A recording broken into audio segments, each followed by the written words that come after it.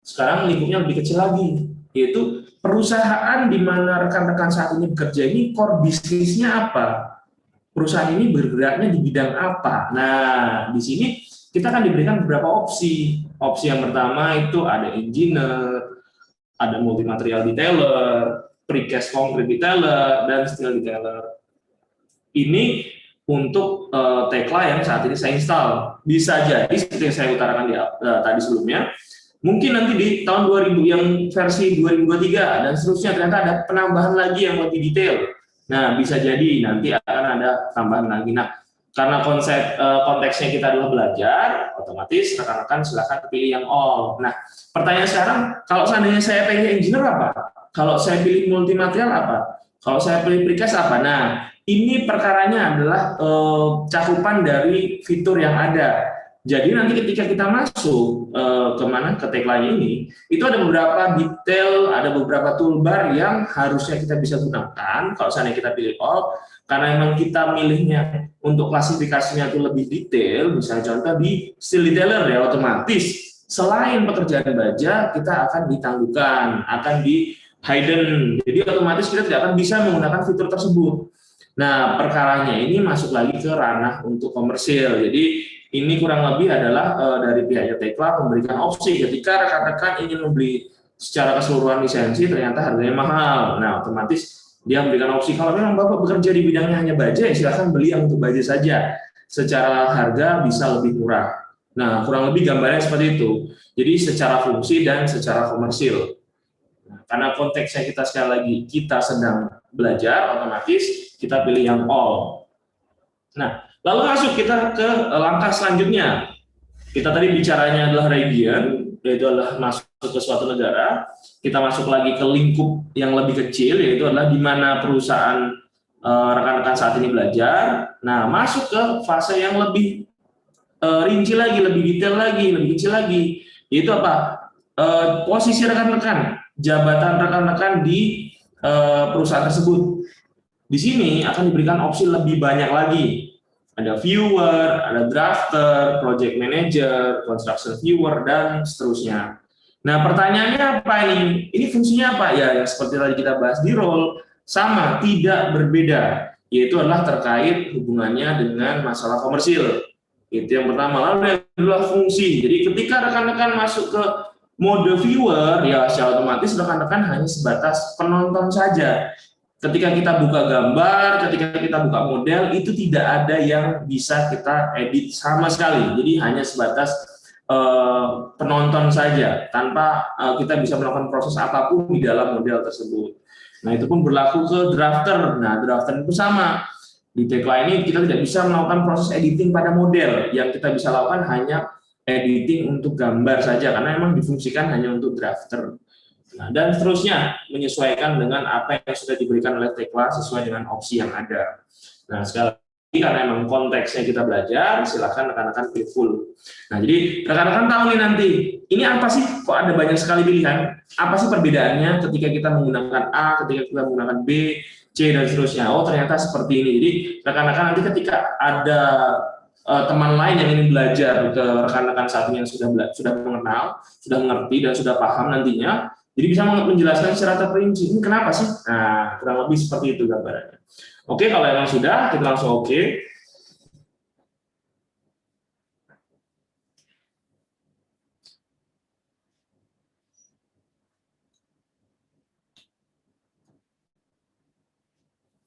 Oke, nah, di sini ketika rekan-rekan sudah klik oke, secara otomatis Tekla akan memberikan dialog box tampilan seperti ini, yaitu adalah welcome to Tekla Structure dengan pilihan seperti ini. Ini di software manapun ketika kita masuk suatu software. Oke, nah untuk lebih detailnya di Tekla ini hanya memberikan dua opsi, yaitu adalah opsi membuat baru, yaitu dimasukkan ke dalam informasi new, lalu masuk ke yang selanjutnya itu adalah open, yaitu adalah membuka model yang sudah ada, karena memang kita baru saja memulai, jadi silahkan pilih ke new.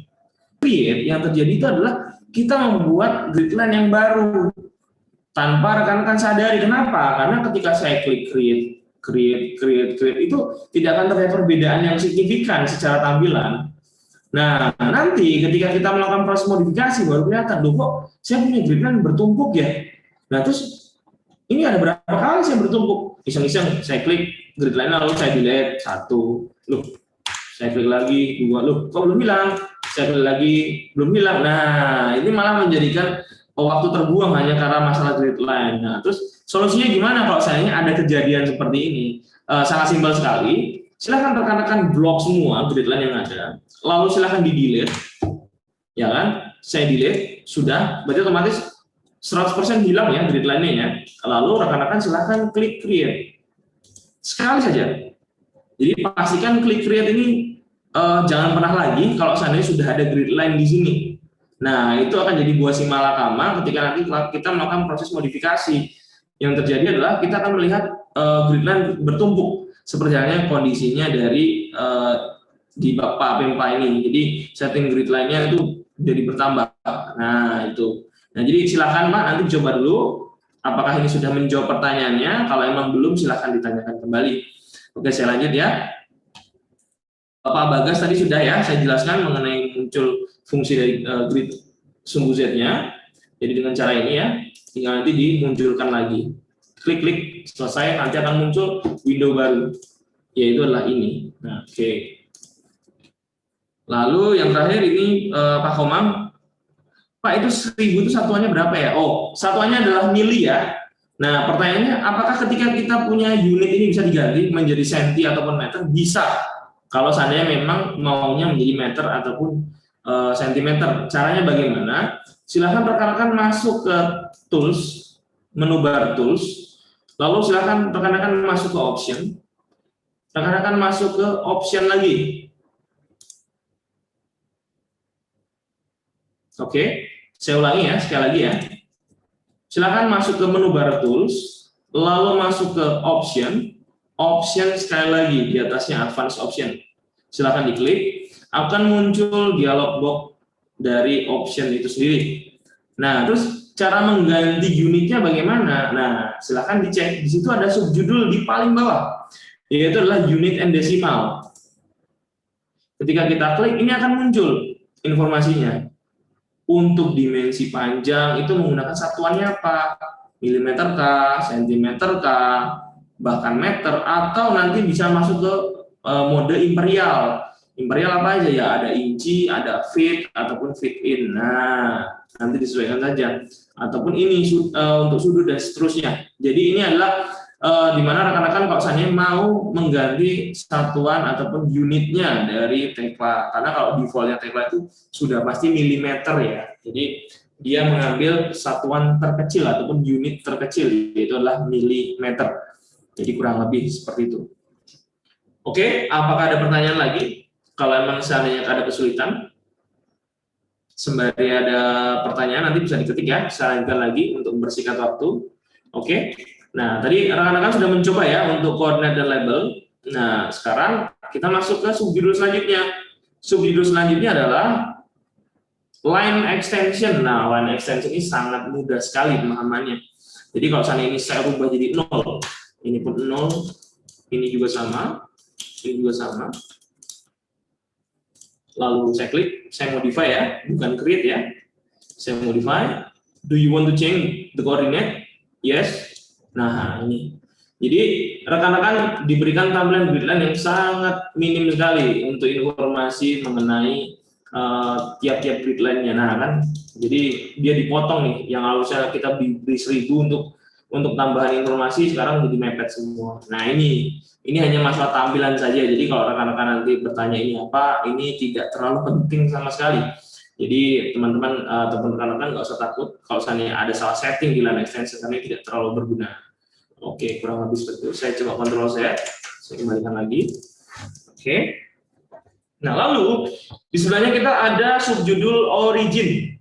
Di subjudul origin ini diketahui ada X, Y, 0, dan Z0. Jadi X0, Y0, Z0.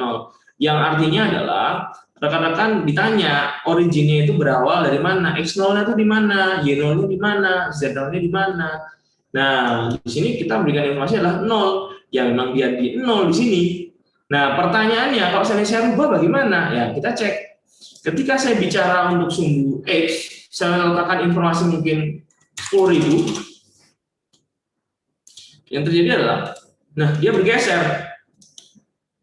Nah, supaya gampang saya kontrol P ya, penampangnya supaya tampak 2 dimensi. Oke. Nah, yang artinya adalah X0-nya ini itu bergeser dari 0-nya milik grid itu sendiri. Jadi milik UCS-nya itu bergeser. Jadi kita lihat ZX0 ini dia bergeser dari titik ini menuju ini adalah 10.000.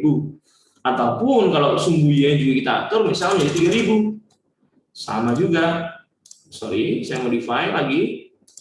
Nah, jadi dari titik 0 ini dia naik sebesar 3.000. Nah, pertanyaannya ini bergunanya untuk apa sih? Ini kalau seandainya misalnya ini saya berikan gambaran karena aktualnya pun tidak akan seperti ini karena memang jarang sekali. Jadi mungkin ada kondisi di mana owner ataupun pihak perencana ingin melihat kalau seandainya ini kita simulasikan, misalnya contoh dalam satu cyclone besar biasanya kan kita ada bangunan A, bangunan B, bangunan C dan seterusnya ya. Nah itu kan pasti setiap bangunan itu memiliki koordinat yang berbeda karena otomatis kan kita acuannya ke benchmark ya.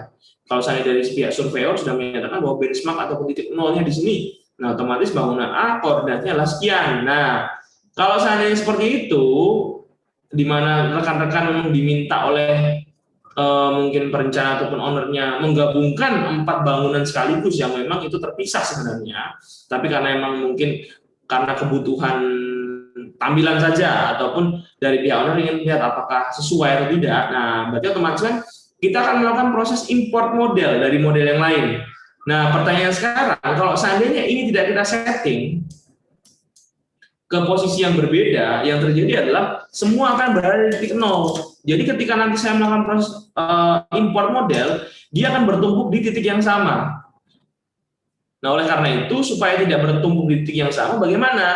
Ya otomatis saya harus mengatur dong originnya ini sesuai dengan set plan yang ada. Kalau seandainya kita punya bangunan A ternyata bergesernya 10.000 seperti yang barusan saya input, nah otomatis nanti ketika kita melakukan proses import, yang terjadi adalah bangunan yang harusnya tadi mungkin kita punya di sini ternyata sudah bergeser di sini.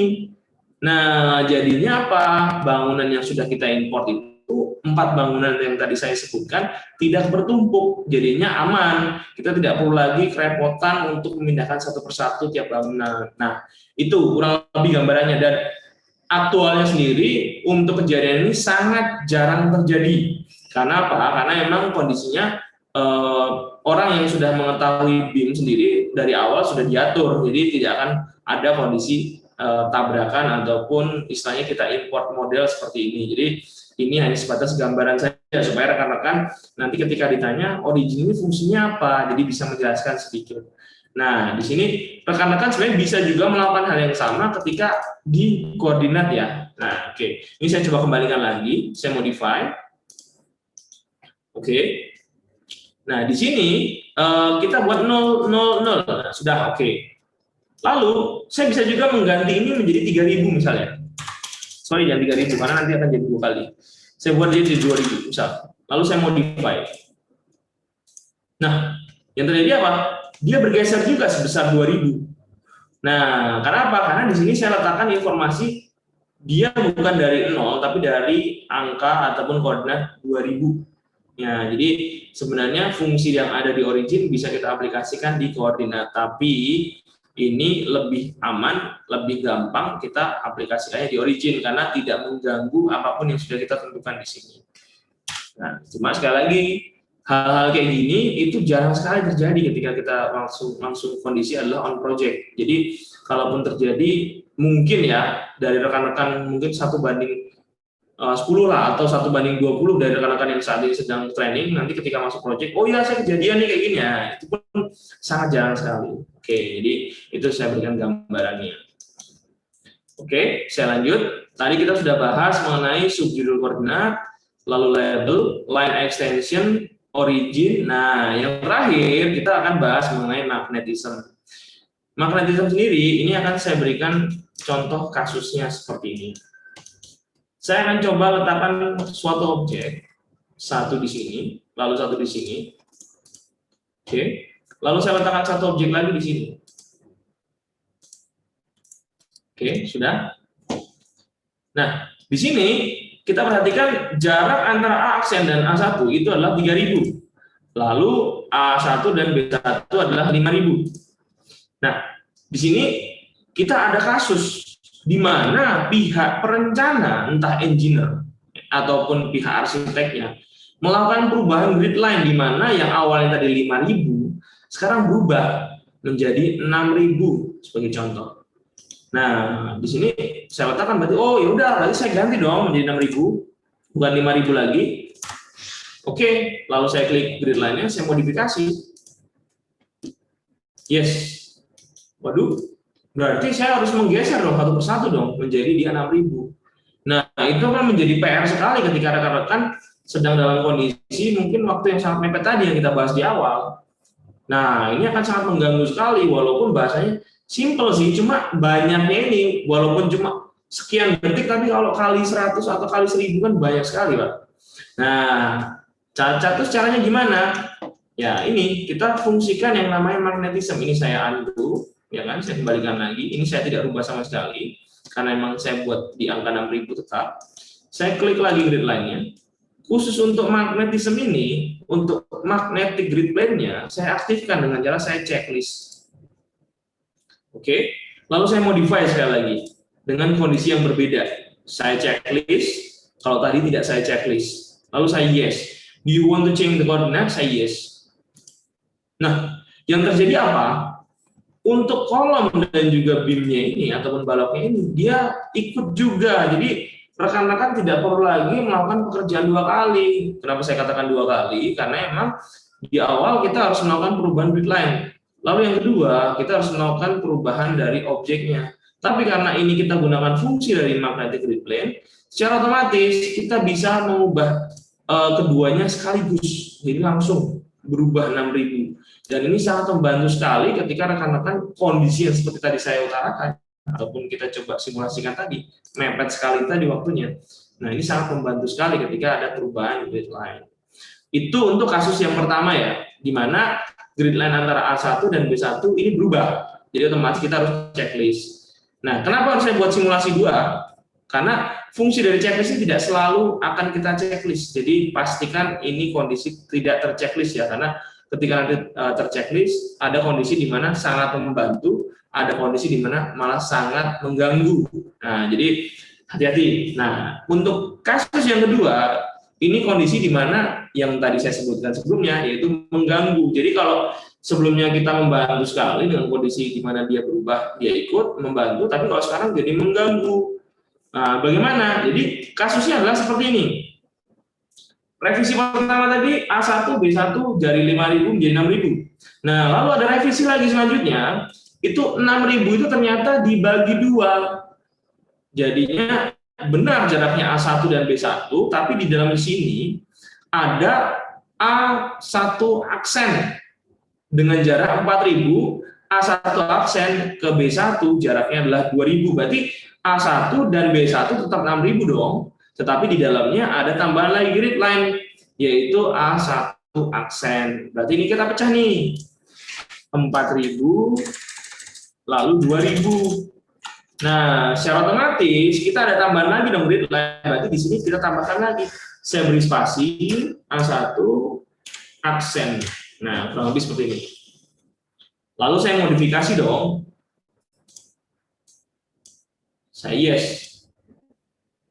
Benar sih, aksen A1 dan B1 tidak ada perubahan. Benar, tidak ada yang berubah. Tapi pertanyaannya kenapa kok kolom ini, berikut ini dia malah berpindah ke A1 aksen? Jadi kita cek, ini jaraknya benar loh, tidak ada yang berubah, tetap di angka 6000. Karena yang kita butuhkan tadi memang kita pecah seperti ini. Ya kan? Nah, ini benar 6000, tapi ini kita pecah menjadi 4000 dan 2000.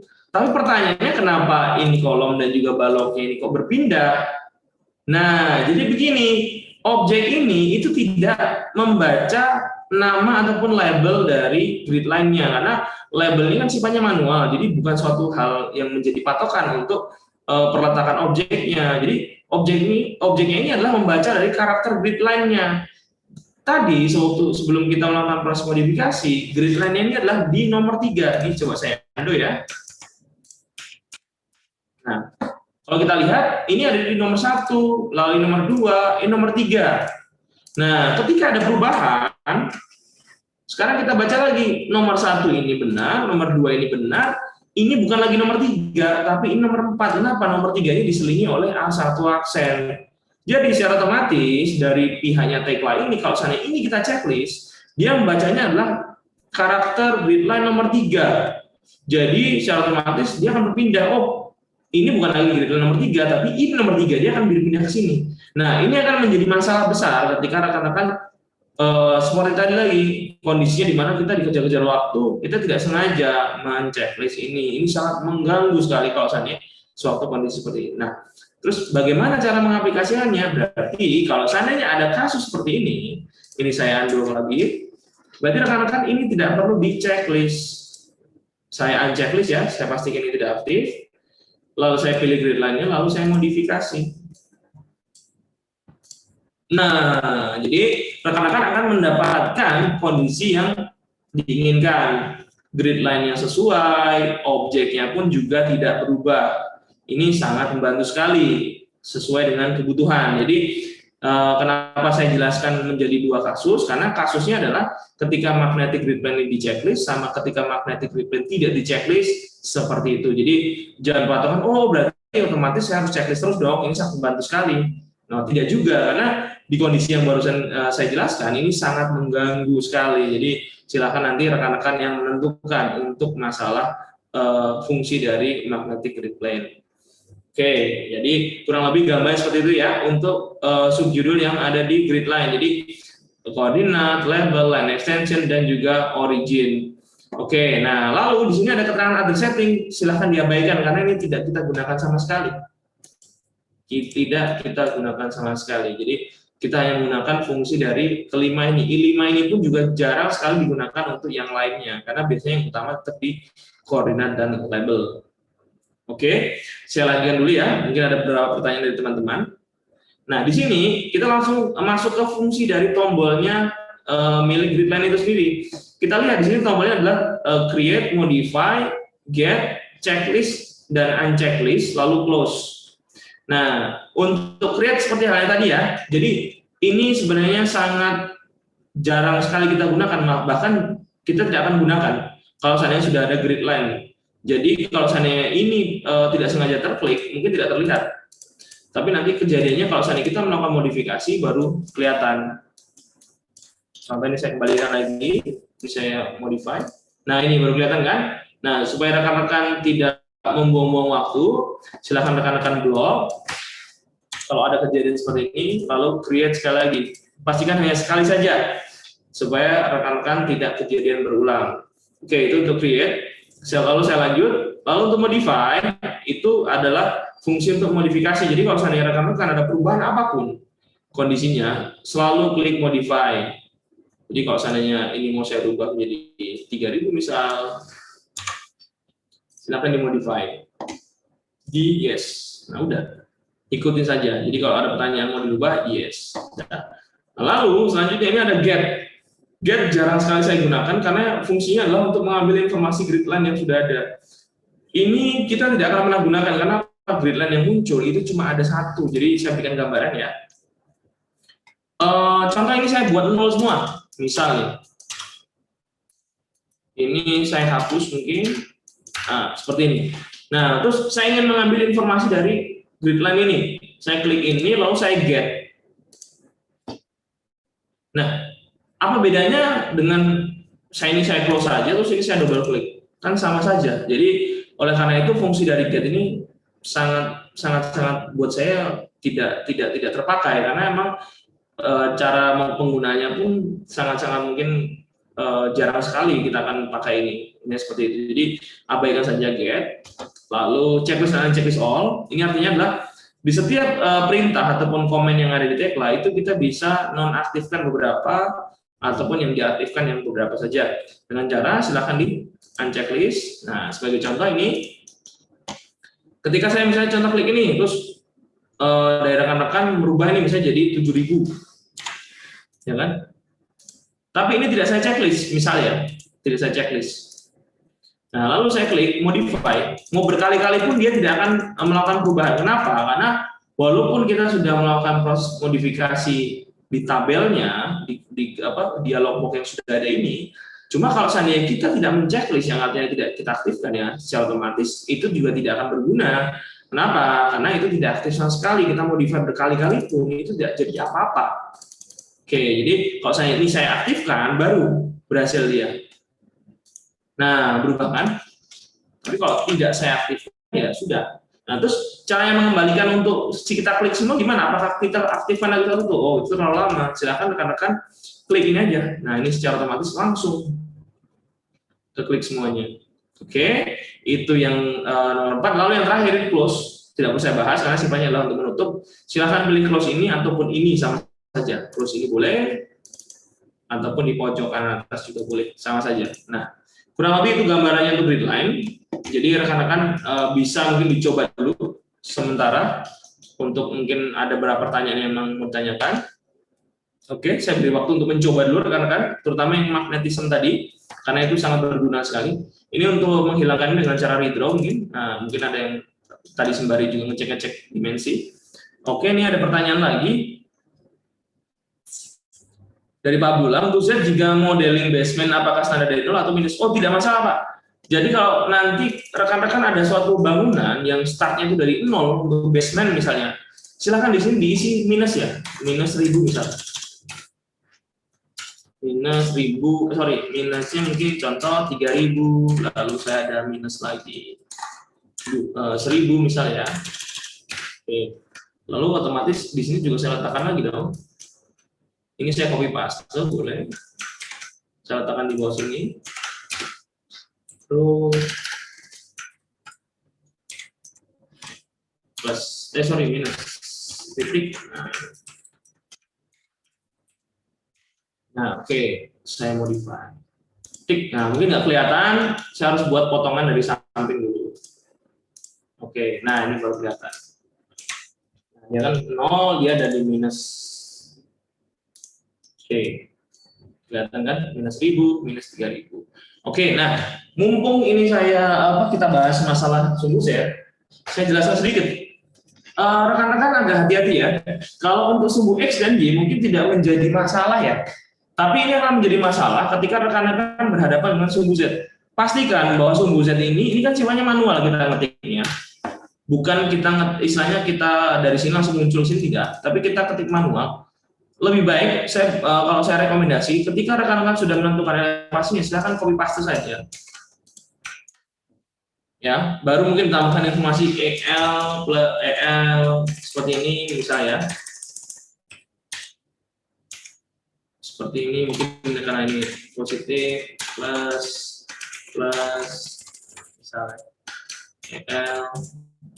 Oke, misal seperti ini ya, saya bikin gambaran lalu modify. Ini lebih baik. Kenapa? Karena kalau seandainya rekan-rekan kejadian nih, misal saya berikan gambaran ya, ini agak fatal juga nanti kalau salah. Ternyata misal rekan-rekan ini tidak sengaja melakukan proses modifikasi di atas, tapi di bawah tidak dilakukan modifikasi juga. Misal di sini ada 6000, misalnya.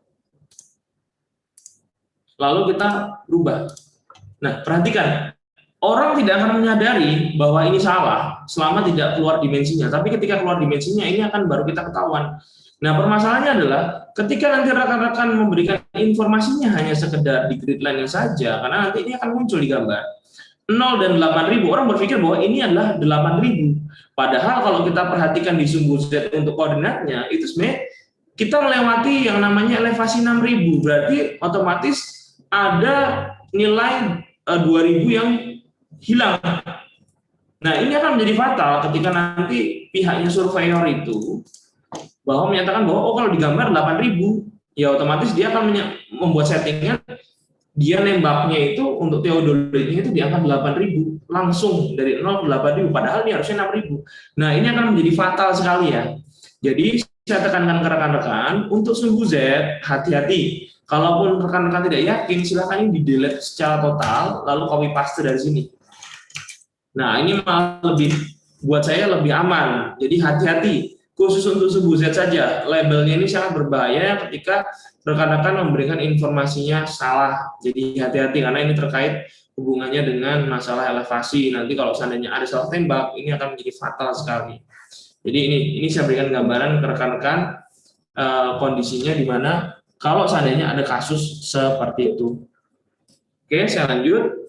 Di sini Pablo, jika ada dua bangunan, apakah kita buat satu lembar kerja atau beda lembar kerja? Nah, di sini untuk masalah kasus yang ditanyakan oleh Pak Abdullah, apakah kita membuatnya dalam satu bangunan atau terpisah? Saya kembalikan lagi ke setiap operatornya. Kalau saya pribadi lebih baik terpisah. Kenapa? Kalaupun nanti minta disatukan itu lebih baik daripada kondisinya kita sudah gabung terus dipisah.